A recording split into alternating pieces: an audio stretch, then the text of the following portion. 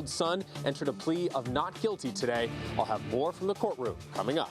The search continues in Mexico for a fugitive accused of killing a CAL FIRE captain in Ramona. The violent stabbing incident apparently captured on Ring camera video. It's very, very painful to hear about those details. Grieving parents sue the San Diego County Sheriff's Office after their son was murdered in jail. Growing mounds of trash in Chula Vista. People who live and work in the area say the homeless situation's out of control and no one's doing anything about it.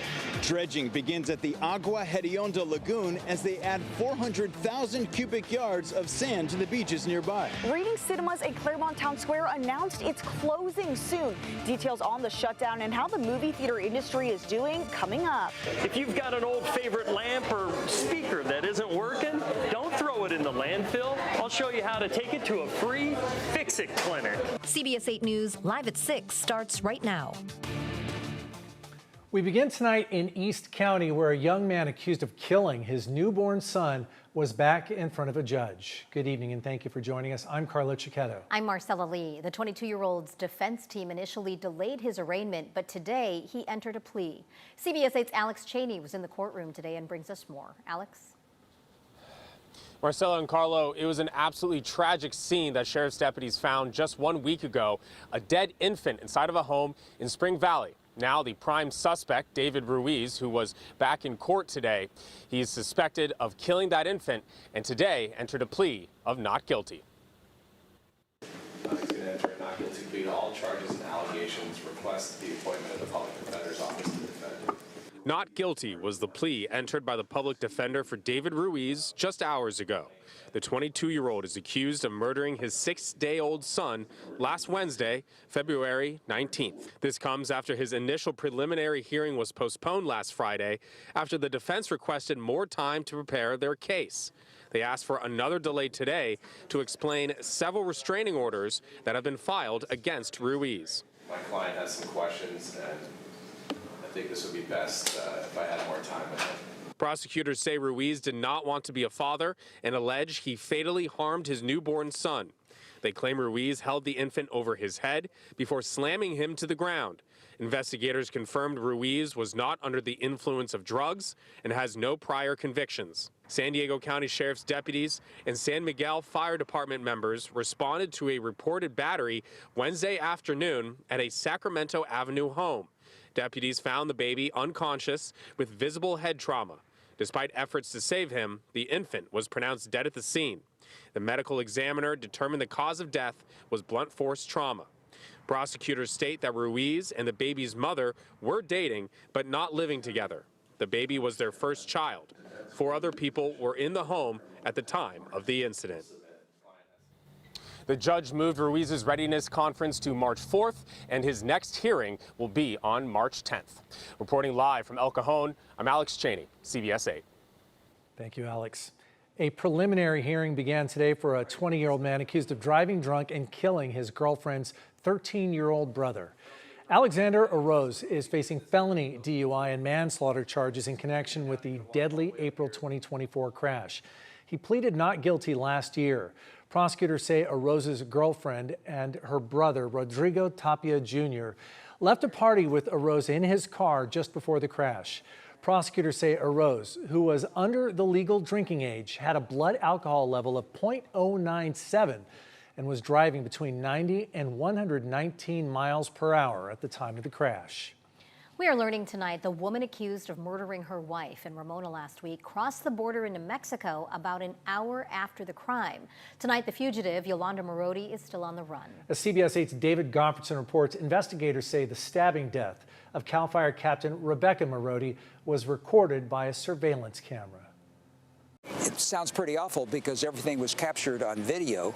I asked veteran defense attorney Jan Ronis to review this newly released arrest warrant detailing the evidence against Yolanda Marodi in the stabbing death of her wife, CAL FIRE Captain Rebecca Marodi, last week in Ramona. Looks like a slam dunk, but, you know, we don't know all the facts and we don't know what happened when the defendant and the victim were out of camera view, but it looks pretty brutal.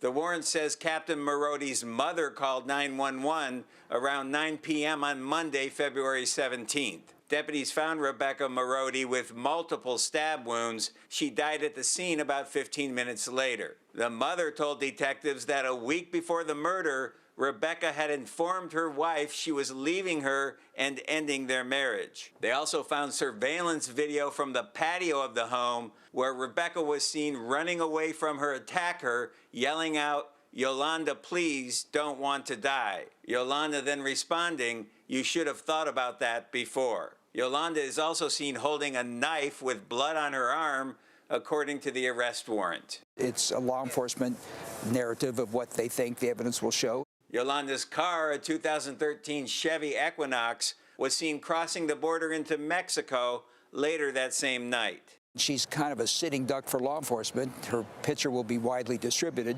She's not a citizen or resident of Mexico. So unless she has a lot of resources, which it takes a lot of resources to go on the lam, it's just a matter of time, I believe, before she's arrested. Yolanda Marodi served 13 years in prison for manslaughter and drug possession after stabbing her husband to death in 2000. The arrest warrant says Yolanda texted a friend the day after the stabbing in Ramona saying, quote, "Becky came home and told me she was leaving me. She met someone else. All the messages were lies. We had a big fight and I hurt her. I'm sorry." Now that arrest warrant has been issued, if she's arrested in Mexico, chances are she'll be walked across the border and handed off to U.S. Marshals. In San Ysidro, David Gottfredson, CBS 8. Thank you, David. We are learning new details tonight about a wrongful death lawsuit that claims a 24-year-old man was tortured, sexually assaulted, and murdered in a jail cell in downtown San Diego last year. And his family says the San Diego County Sheriff's Office is to blame. 24-year-old Brandon Yates was booked into the Central Jail last January on a burglary charge after he was found sleeping in someone's backyard. Attorneys for the family say that Yates was housed in a cell with an inmate who was supposed to be kept separate from other inmates due to safety reasons. During the attack, attorneys say Yates pushed a panic button multiple times for help from deputies and screamed for help for about an hour, but no one came. If you were to lose a child in a car accident or cancer, you start to heal immediately, I guess. This is like you have a callus that keeps getting ripped off. It's very, very painful to hear about those details. We reached out to a sheriff's office for comment. A spokesperson told us they cannot comment because it involves pending litigation as well as a separate criminal case.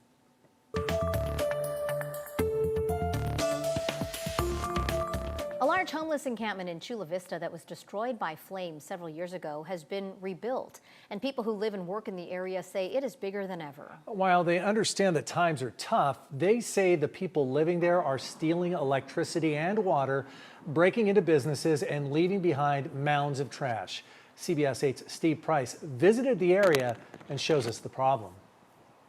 In the shadow of this brand new billion-dollar resort and convention center in Chula Vista is this, growing mounds of trash. People who live and work in the area say the homeless situation is getting out of control, and they say no one is doing anything about it.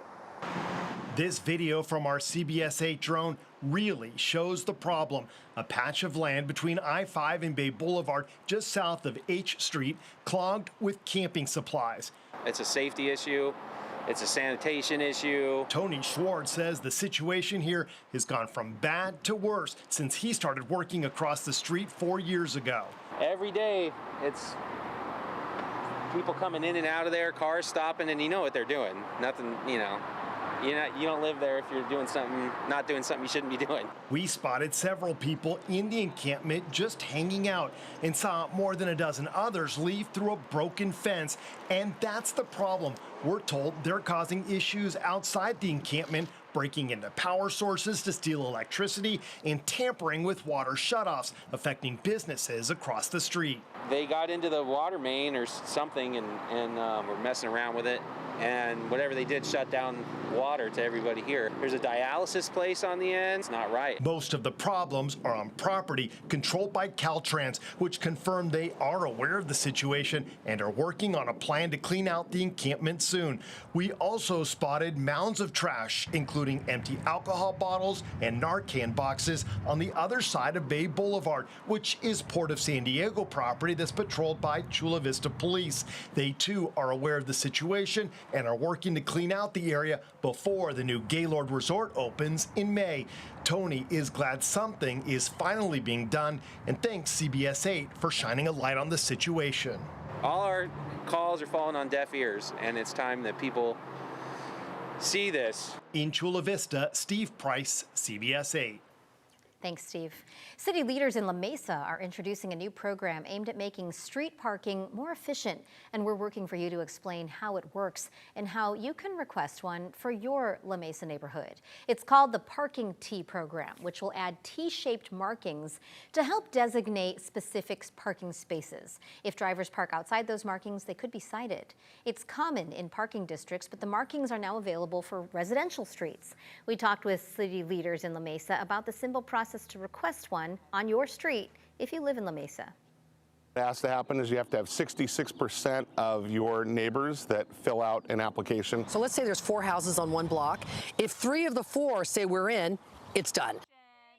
Once approved, Public Works evaluates the location, which we're told usually takes less than 90 days, and the city handles the cost of it all. We're told the next installation is planned for Palm Avenue near Collier Park, a busy area for pickleball and families. Remember, if there's something you'd like us to look into, email us at workingforyou@cbs8.com. San Diego city leaders are also celebrating the region's newest professional sports team. Mayor Todd Gloria and the City Council today officially declared this Saturday, March 1st, as San Diego FC Day within the city of San Diego. The proclamation recognizes the city's first ever Major League Soccer team ahead of their inaugural home opener at Snapdragon Stadium this weekend. It also comes after the team scored their first ever win in their first ever game against defending champs LA Galaxy last weekend. The efforts to get rid of what some are calling a hidden gas tax, that's still ahead. Plus, another movie theater is going dark in San Diego. Why it's closing and what it means for theater goers. And dredging work gets underway in Carlsbad, how this is expected to impact nearby beaches. We had some daytime highs across the inland valleys that were in the 80s for today, but we're going to get even warmer, more widespread with those 80s by tomorrow as we have Santa Ana winds back in the forecast. We'll take a look at your complete forecast ahead.